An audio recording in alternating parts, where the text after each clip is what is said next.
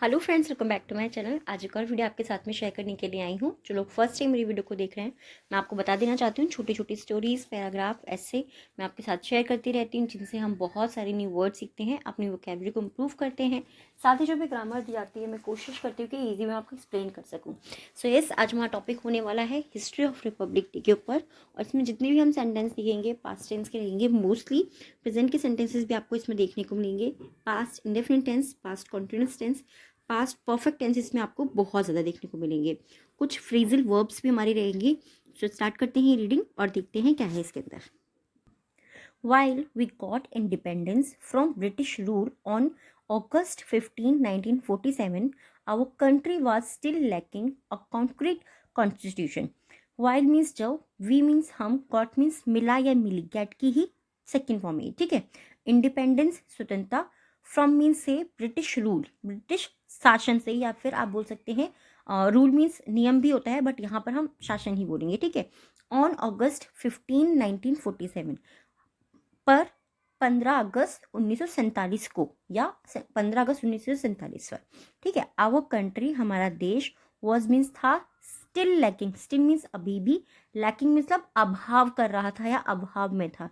ये हमारा पास्ट का कॉन्टिन्यूअस टेंस है, ठीक है। अ कॉन्क्रीट कॉन्स्टिट्यूशन, कॉन्क्रीट मतलब ये कि कठोर या फिर ठोस आप बोल सकते हो, और कॉन्स्टिट्यूशन इनके संविधान। अब इस सेंटेंस को सिंपली हमें कैसे रीड करना है कि जब 1947 को हमारे देश को ब्रिटिश रूल से या ब्रिटिश शासन से जो है आज़ादी मिली, लेकिन तभी भी हमारे देश में जो है एक ठोस संविधान का अभाव था या उसकी कमी थी।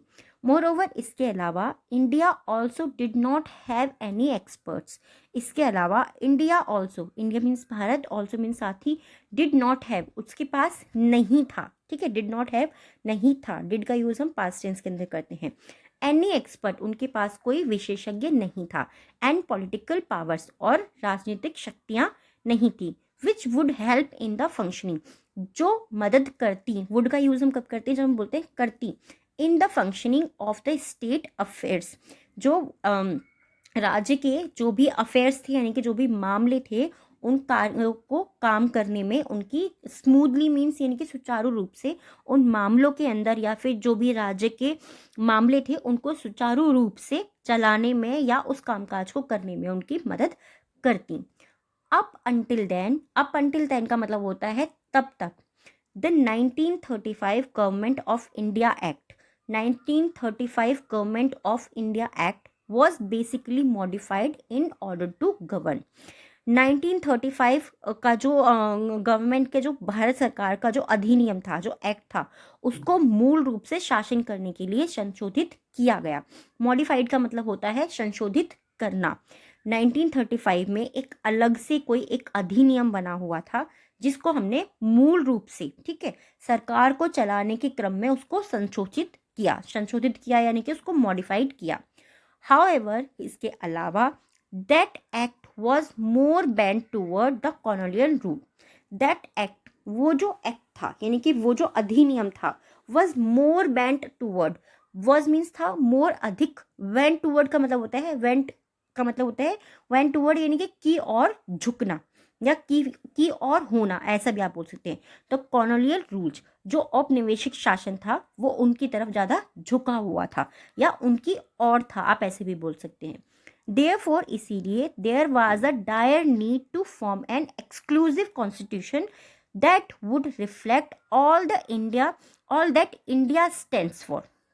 इसीलिए there was a dire need, there was मतलब वहाँ थी, अ डायर नीड, और डायर नीड का मतलब क्या होता है, बहुत ही ज़्यादा सख्त ज़रूरत, ठीक है। हम बोलते हैं ना डायर यानी कि खौफनाक या फिर सख्त ज़रूरत थी या बहुत ज़्यादा ज़रूरत थी, टू फॉर्म बनाने की, एन एक्सक्लूसिव कॉन्स्टिट्यूशन, एक विशेष संविधान बनाने की ज़रूरत थी।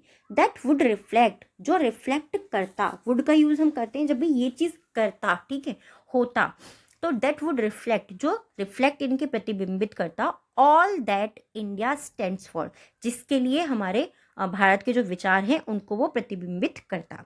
10, इसलिए डॉक्टर BR अम्बेडकर यानी कि डॉक्टर भीमराव अम्बेडकर, 10 इस प्रकार, या फिर इसलिए, दोनों आप बोल सकते हैं, मोस्टली हम इस प्रकार यूज करते हैं।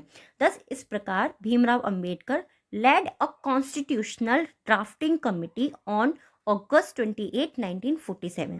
इसलिए लेड यानी कि नेतृत्व किया अ कॉन्स्टिट्यूशनल ड्राफ्टिंग कमेटी, एक संवैधानिक मसौदा समिति का उन्होंने नेतृत्व किया अगस्त 28 यानी कि 28 अगस्त 1947 को।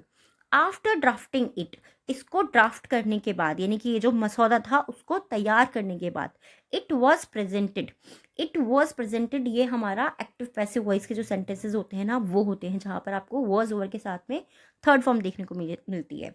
तो इसको प्रस्तुत किया गया था टू द कॉन्स्टिट्यूंट असेंबली, इसको कॉन्स्टिट्यूंट असेंबली के अंदर प्रस्तुत किया गया by the same committee on November 4, 1947। Same committee यानी कि उसी कमेटी के अंदर, उसी जो समिति थी उसके अंदर। तो सिंपली हम इसे कैसे बोल सकते हैं कि मसौदा तैयार करने के बाद में या फिर ड्राफ्ट तैयार करने के बाद उसको 4 नवंबर 1947 को उसी समिति द्वारा संविधान सभा में प्रस्तुत किया गया। सिंपली दिस होल प्रोसीजर, यह पूरा प्रोसीजर, होल मीन्स होता है पूरा, प्रोसीजर यानी कि प्रक्रिया, ये जो पूरी प्रक्रिया थी वॉज वेरी एलोबरेट, ठीक है। ये जो पूरी प्रक्रिया थी वो बहुत ही ज्यादा विस्तृत थी। विस्तृत का मतलब क्या होता है, बहुत ज्यादा किसी भी चीज का फैला हुआ होना या बहुत बड़ा होना। And took up to 166 days to complete, and took up उसने ले लिए 166 डेज टू कंप्लीट, और उसे पूरा होने में उसने 166 डेज ले लिए।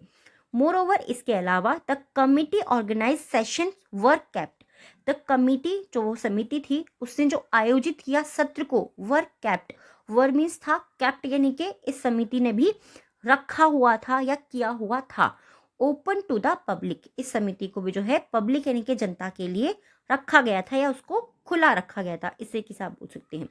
No matter the challenges, no matter चाहे जो भी हो, चैलेंजेस यानी कि चुनौतियां, चाहे जो भी चुनौतियां हो, एंड हार्डशिप, और हार्डशिप का मतलब होता है कठिनाइयां, चाहे जो भी चुनौतियां हो या जो भी कठिनाइयां हो।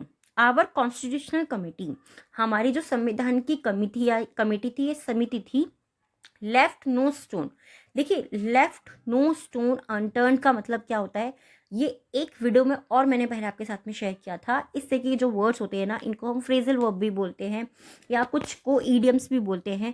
कुछ ऐसे हमारे ऐसे वर्ड्स होते हैं जो 2-3 वर्ड से मिलके होते हैं, ना वो फ्रेजल होते हैं ना ही वो ईडियम्स होते हैं, बट उनका कुछ और भी मीनिंग होता है। तो इंग्लिश के अंदर ये चीज़ें बहुत ज़्यादा होती हैं। इसका मतलब क्या होता है, कोई असर ना छोड़ना, ठीक है। लेफ्ट नो स्टोन अनटर्न यानी कि कोई भी कसर नहीं छोड़ी। तो include rights for all, include यानी कि शामिल करने में, राइट्स मतलब क्या होता है, राइट मीन्स होता है सही, बट राइट्स मीन्स अधिकार भी होता है। कोई भी कसर नहीं छोड़ना यानी कि कोई भी अधिकार जो था वो उन्होंने उसको अपनी संवैधानिक समिति में रखने में कोई कसर नहीं छोड़ी। आई होप ये टॉपिक आपको पसंद आया होगा। कैसा लगा प्लीज़ मुझे कमेंट बॉक्स में ज़रूर बताइएगा। आज के जो 3 वर्ड्स हैं जिनसे आप सेंटेंस बनाने हैं, फर्स्ट है लैकिंग, लैकिंग मीन्स होता है अभाव होना या कमी होना। एलोबरेट, एलोबरेट मीन्स होता है विस्तृत, एंड प्रोसीजर मीन्स होता है प्रक्रिया। आई होप ये वीडियो आपको पसंद आया है। कैसा लगा है प्लीज़ मुझे कमेंट बॉक्स में ज़रूर बताइएगा। Thanks for watching.